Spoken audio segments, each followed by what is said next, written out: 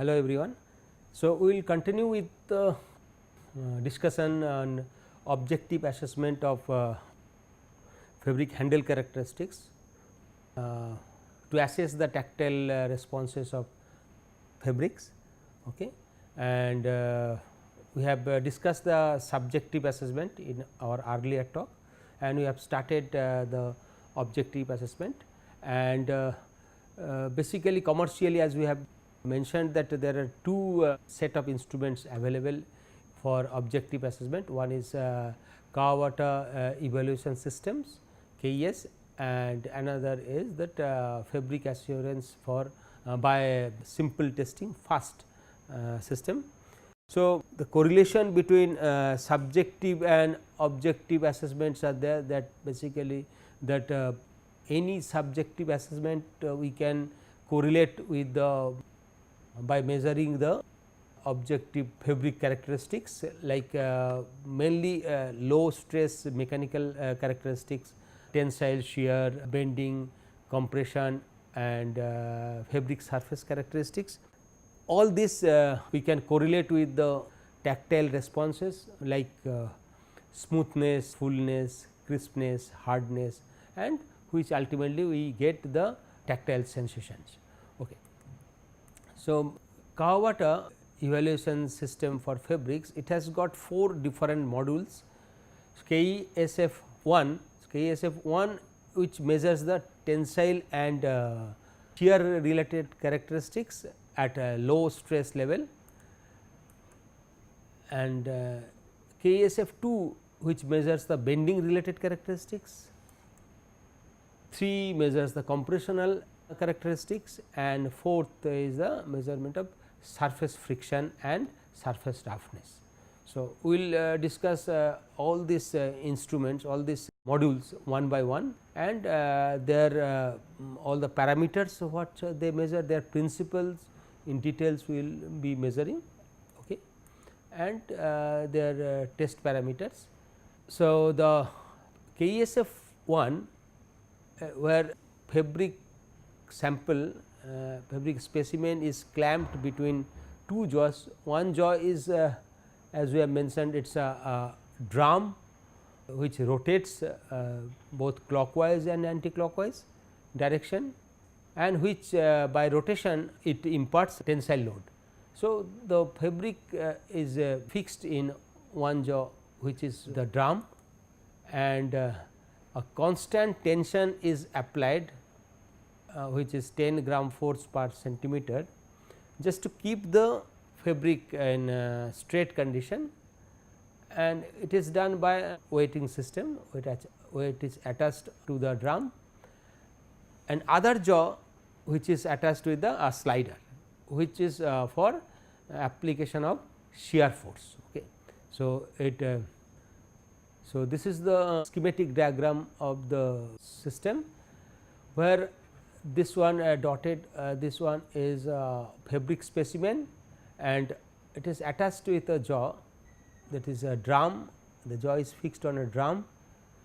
Another jaw is this one, which is placed on a slider. So, the rotation of the drum imparts tensile load, and this and the sliding of the this jaw, other jaw is imparts the shear load, and as this drum rotates, because they this shear and this tensile mode, they cannot work actually simultaneously, one at a time we can get. So, this for tensile load application, this drum has to rotate clockwise, so that the fabric gets extended, and the amount of load applied is measured by there is a torque sensor, the tensile force detector, which is torque sensor, and that rotates and it measures the torque applied, and ultimately we can get the tensile force applied on the fabric. Another measurement is that the extension, which is detected by, there is a sensor, tensile strain sensor, which is actually which measures the angle of rotation of this drum. From there, if we know the diameter of this drum, we can convert it to strain.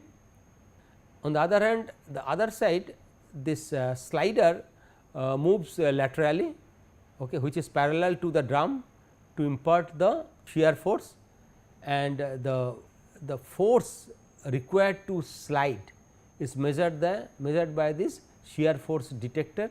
So, this it measures the amount of force required, and the amount of slide, that is angle of shear, can be measured by the displacement of this slider, which is measured by this shear strain detector. This angle we can measure if we know the distance between the drum and the slider and amount of slide. So, we can measure the shear angle. So, that way we can get the 4 different parameters we get. One is the tensile force we get, tensile strain we get, shear force we get, shear strain we can get. And another thing, this drum, it rotates clockwise for extension, and for recovery it rotates anti-clockwise. So, here in Kawabata system, this gives total complete loading and unloading curve. So, this is true for shear also.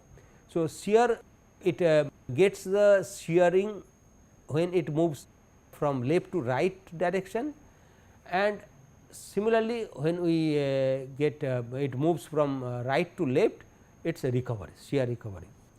So, tensile force is measured in terms of torque, as we have mentioned, tensile strain, angle of rotation of drum we can measure, shear force by force transducer, and shear strain displacement of the slider. So, that way we can get, and ultimately we can get the complete curve.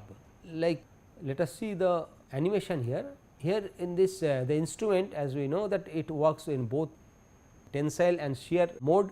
So, first let us see the if it works in tensile mode. So, where the slider is fixed, slider does not move, only this drum moves. So, when drum is moving clockwise direction, it is actually fabric gets extended, and when the drum moves anti-clockwise direction, it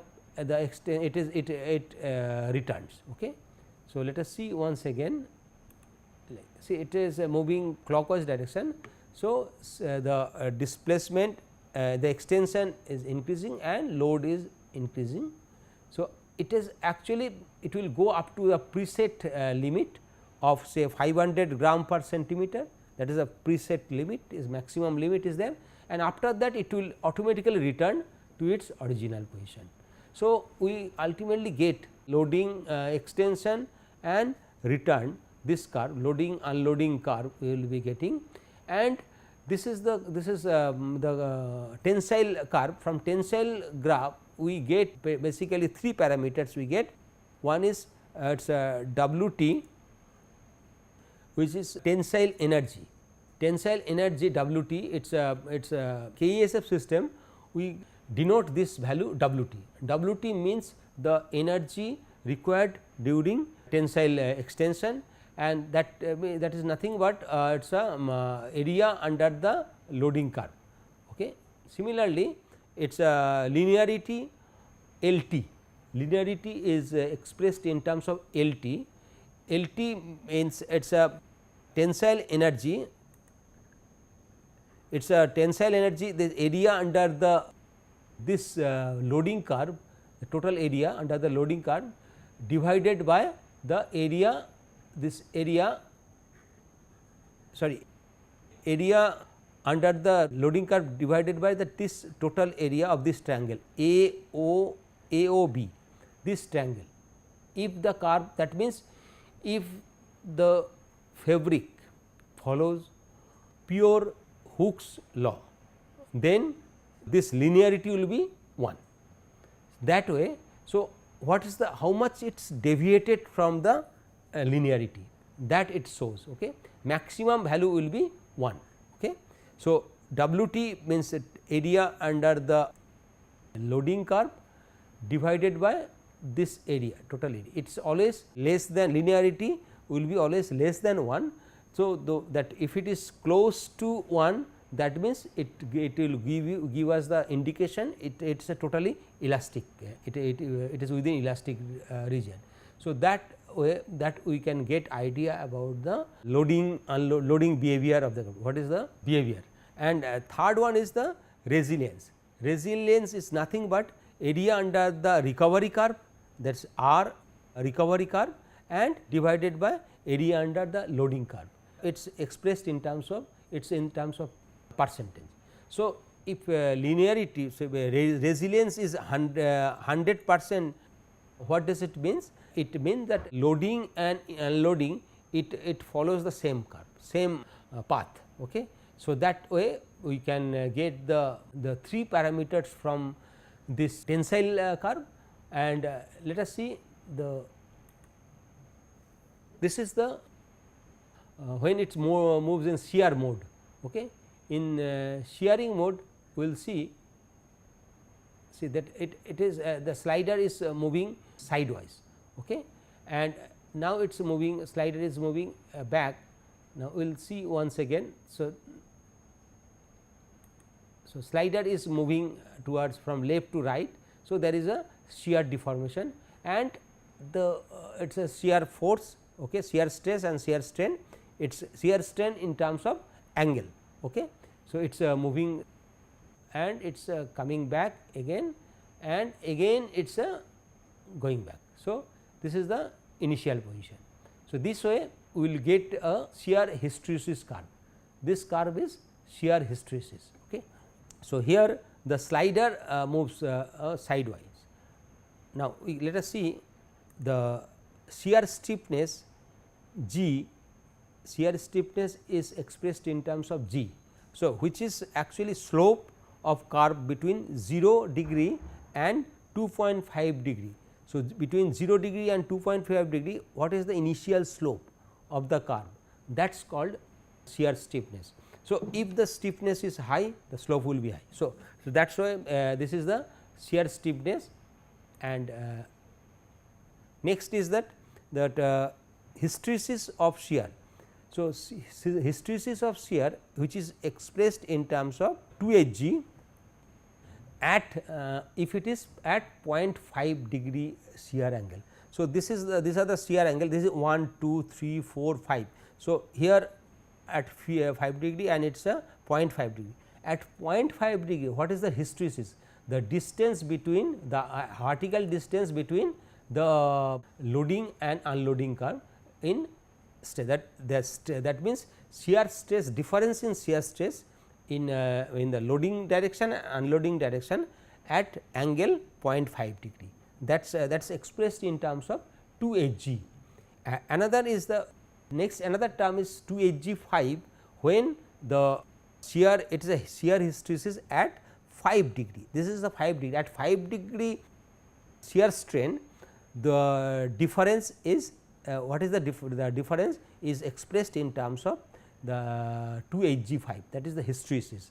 So, these 3 parameters we get from here and 3 parameters from the tensile characteristics. So, KESF 1 gives total 6 parameters. So, these 6 parameters are used in expressing this characteristics, expressing the tactile characteristics, fabric handle we will discuss. Okay. Now, this fabric that we have seen, this there are 2 different types of curves we get, and we can get 6 different characteristics. So, the settings here is a rate of extension is 0.1 millimeter per second, that is a fixed. Okay.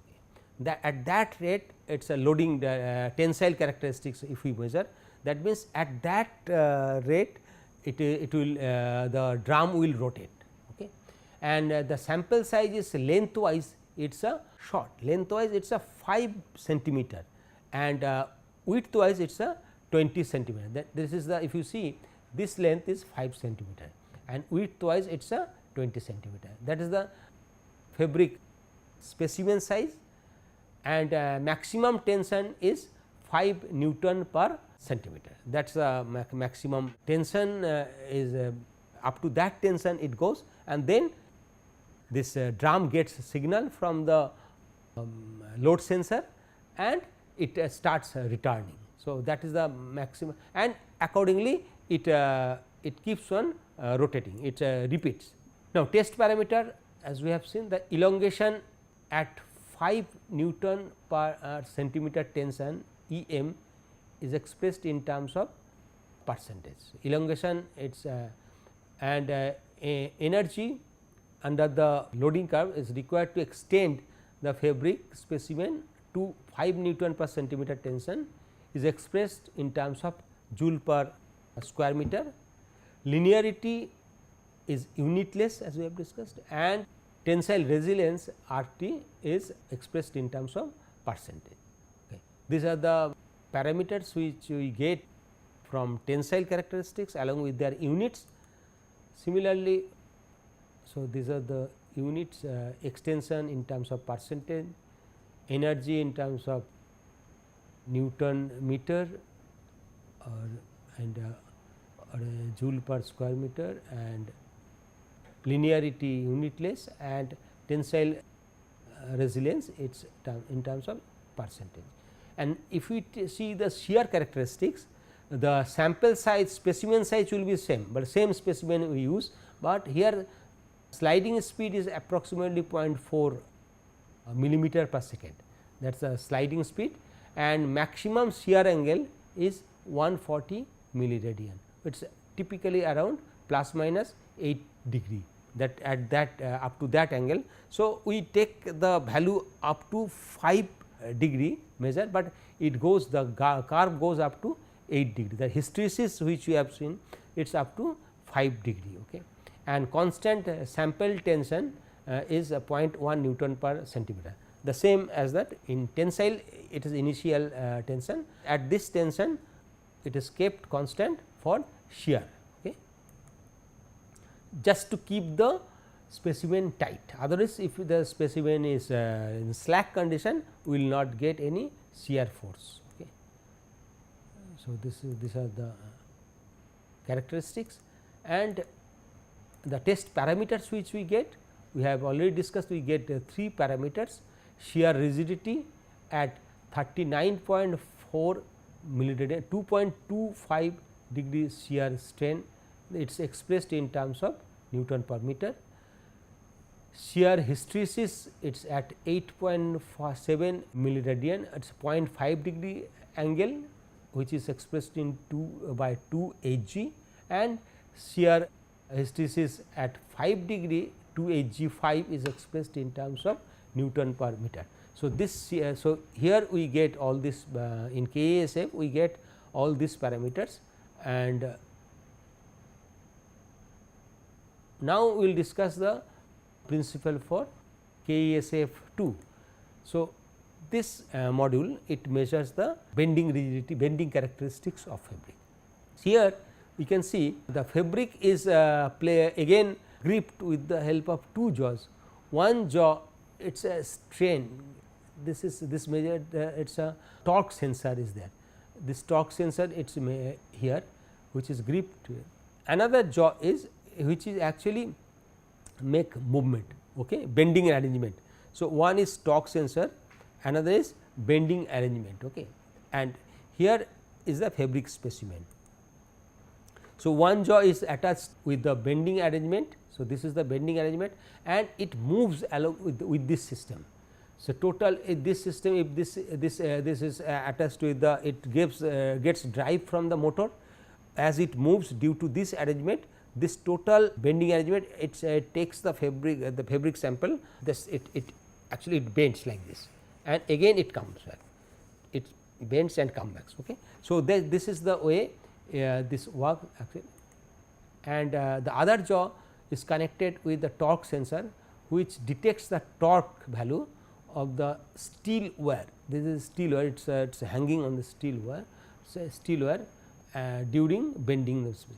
So, if we can measure the torque, so we can convert it in terms of the force measurement. So, bending of force and bending, and by this bending arrangement we can measure the amount of bending or in terms of angle or something. Okay. The curvature of bending, it is a basically whatever the curvature we can measure if we know the distance, and if we know the movement we can measure the curvature. In the curved area we can, what is the movement, from there we can measure the curvature of bending is obtained from the bending arrangement, and the fabric specimen is bent with the help of bending arrangement between minus 2.5 per centimeter to plus 2.5.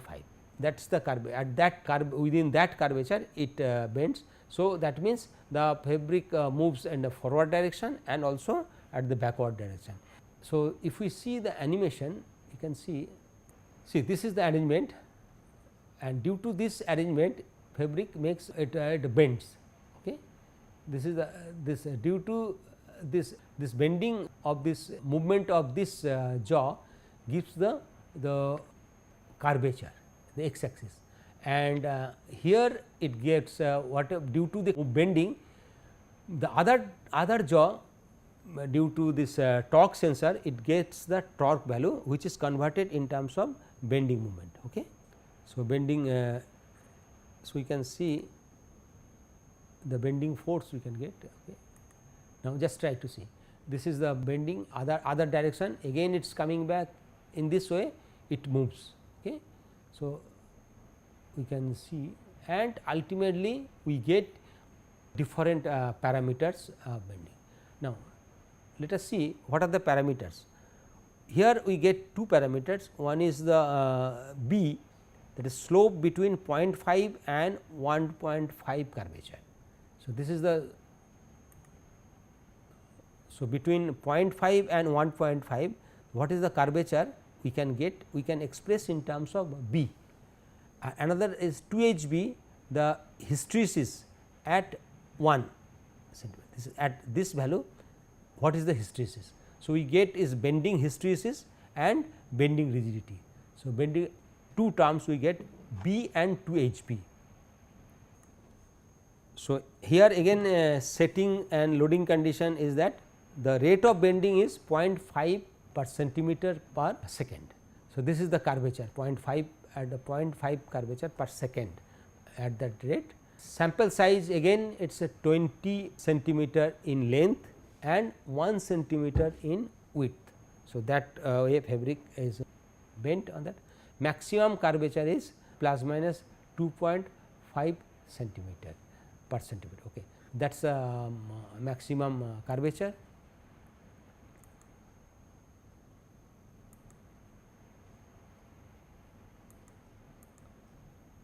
So, test parameters what we get, we have already mentioned that curvature in terms of B we get. So, slope between 0.5 and 1.5 curvature, and bending hysteresis at plus minus 1 curvature, so 2Hb, it is expressed in terms of millinewton. Okay.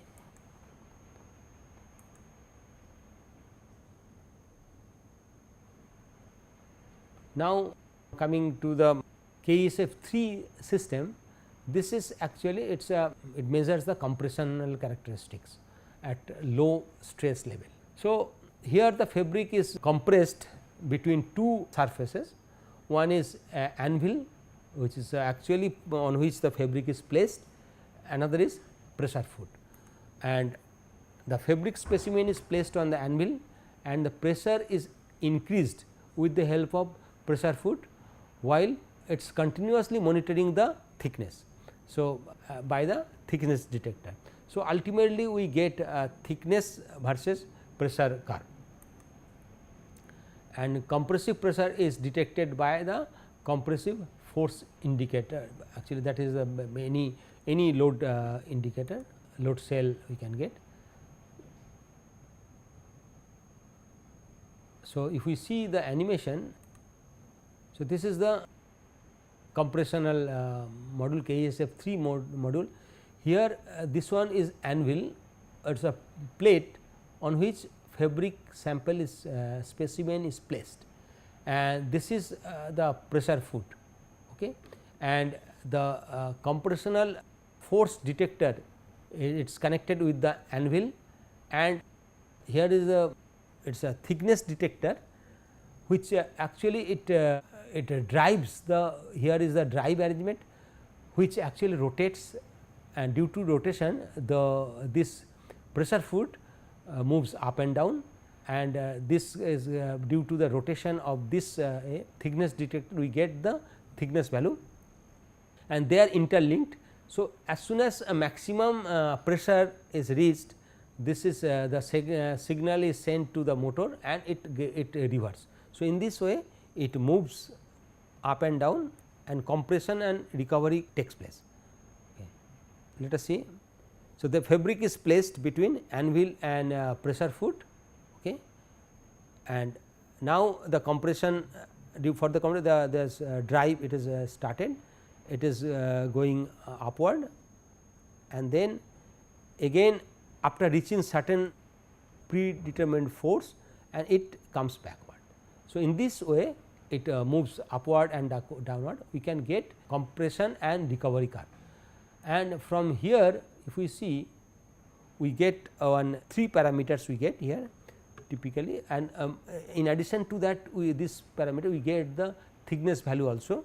So, LC is the linearity of compression curve, it is similar to the linearity of the tensile curve. So, linearity of compression curve is area under compression curve by the area, this area, this triangle area, okay. It's T O T0 A T M, okay.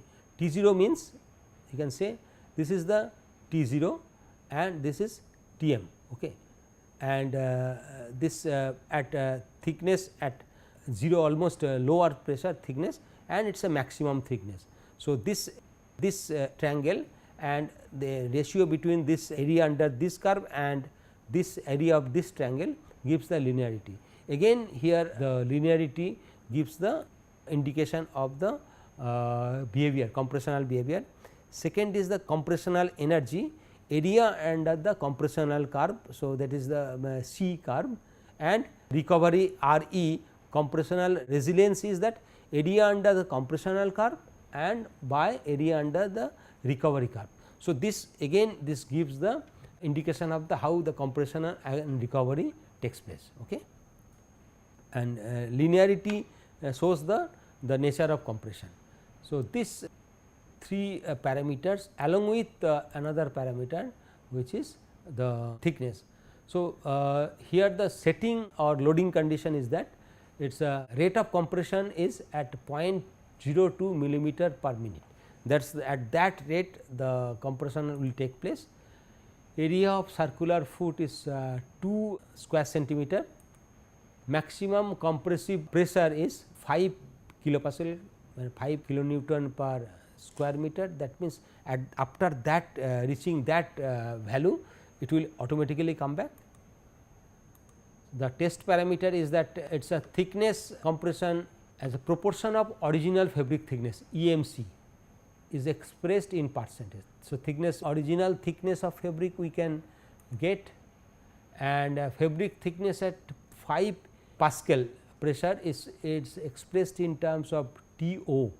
TO is the at lowest pressure, the thickness TO, and WC, as we have seen, the compressional energy at 5 kilopascal, that is what is the area under the curve, and linearity of compression LC, and compressional resilience RC. So, these are the parameters, typically we get 4 parameters along with the EMC, that is a thickness compression percent.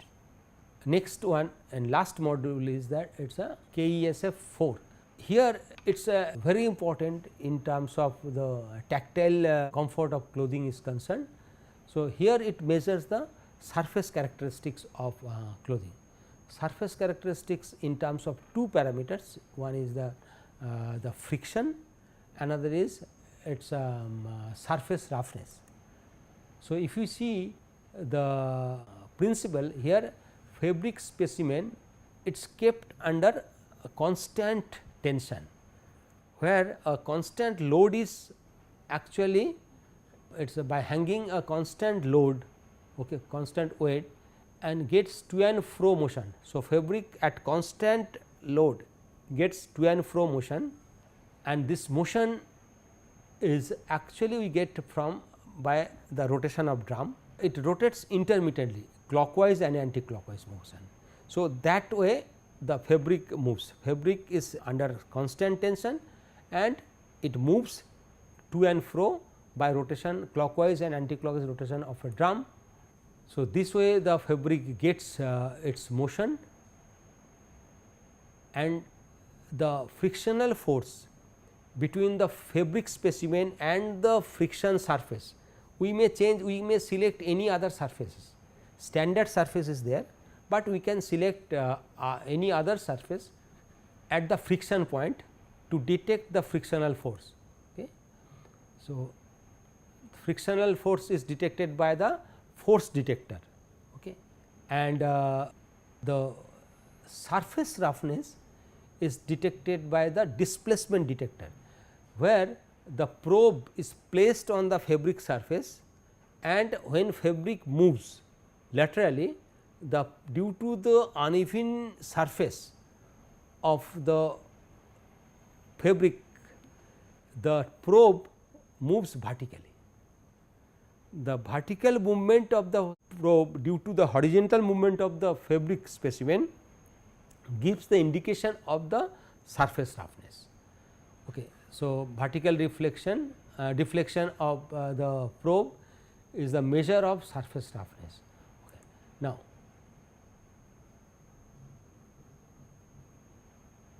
Now, let us see the working principle. Okay. Now, this is the fabric specimen. One constant dead weight is hanging, constant load to keep the fabric at certain stressed condition, certain load condition, so that there it is free of any wrinkle or any looseness, because we are going to measure the surface roughness. For that, the fabric has to be straight. Okay. And there are two detectors. One is the force detector, this is the force detector, and this is the point, it is a friction point. So, the friction surface, if we select, this is the fabric sample, if we select a friction surface will be the same fabric or any standard surface, any metal. So, we can place that friction surface here. Okay. And then this total system is placed on the fabric and with a certain normal load, standard normal load is there, here it is placed, and this is the friction point. Okay. So, we know the normal load, and as soon as the drum rotates clockwise, this drum actually rotates clockwise and anti-clockwise. So, when this drum rotates clockwise, the fabric starts moving from left to right direction, and the force, frictional force is generated, and which is detected by the force detector here. This is this rod is connected with the force detector. So, this is being pulled and the force is actually detected here. And another detector which is which detects the surface roughness, this is the surface roughness detector, which is nothing but a displacement detector, any LVDT type, any detector. So, which detects the displacement. So, when it moves, fabric moves laterally. So, this detector, due to the surface roughness, this detector moves vertically. This will move vertically up and down. If the fabric is very smooth, suppose any polythene sheet, any sheet material, there will not be any vertical movement. So, level of extent of vertical movement, it's actually it indicates the roughness. So, let us see the animation here. So, try to see. This is rotating, the drum is rotating clockwise. So, fabric is moving in this direction. So, force detector is detecting, and here this side it is giving the frictional force. So, frictional force we know, if we know the normal load. So, it directly gives the coefficient of friction value, and here this is the distance travelled, okay, and we get the this value, the coefficient of friction versus the distance travelled, and ultimately if we measure the mean of this value. So, this is called MIU, mean value of coefficient of friction. So, MIU is a parameter which gives the indication of the mean friction value. So, here all other parameters constant, speed and normal load, these are constant, we can get the MIU value, which is nothing but the mean mu value, mean frictional coefficient value. So, another parameter we get the from this deflection. For vertical deflection, it is actually shown the thickness at different point we can indicate from this value. Okay. So, this is the deflection. So, this deflection means it is a change in thickness at different point, and here x axis is the distance travelled. So, from here we get the SMD and MMD. What is SMD? Is the geometrical roughness. Geometrical roughness is the area of hashed area, the area of hashed zone. Okay. This is the geometrical roughness. So, whatever, and that means higher area will be, that means higher roughness, because what is the deflection of the thickness of the bearing, and another is the MMD, mean deviation of coefficient of friction. So, from here we can get the what is the mean deviation of friction. So, the mean deviation, so SMD we get, that means geometrical roughness value we get, then MMD we get what is the deflection of friction, deviation of friction, another is the MIU, it is a mean frictional coefficient. So, from here we get 3 more parameters. So, if we talk the total parameters, we will get approximately 16 parameters we get from this 4 module. Now, we cannot evaluate our handle characteristics in isolation. So, this 4 from, because if we want to know the friction, it is okay. If we want to know the compressional characteristics, it is okay. Okay. We use module 3. If we want to know the frictional characteristics, we will use KESF 4. If we want to use shear or tensile characteristics, we can use module 1. But if we want to know the total handle related characteristics or total tactile response related characteristics, we have to take care of the all 4 modules. Okay.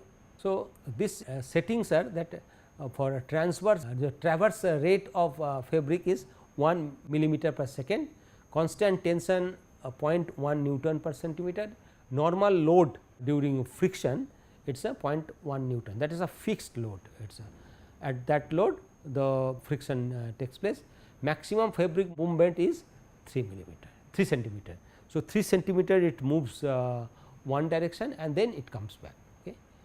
So, test parameter MIU and MMD it is that we have discussed, both are unitless. Okay. And another is the for surface roughness, its traverse rate is same and constant tension it is same, and contact force is 0.1 Newton. Earlier case we have seen it is a 0.5 Newton for friction, for thickness say it is a 0.1 Newton. If we cannot have very high force, otherwise it will not give the, if in case of soft fabric it will not give the variation. So, ultimately we want to know the variation in thickness, and maximum fabric movement is same, because we measure both the characteristics at a time.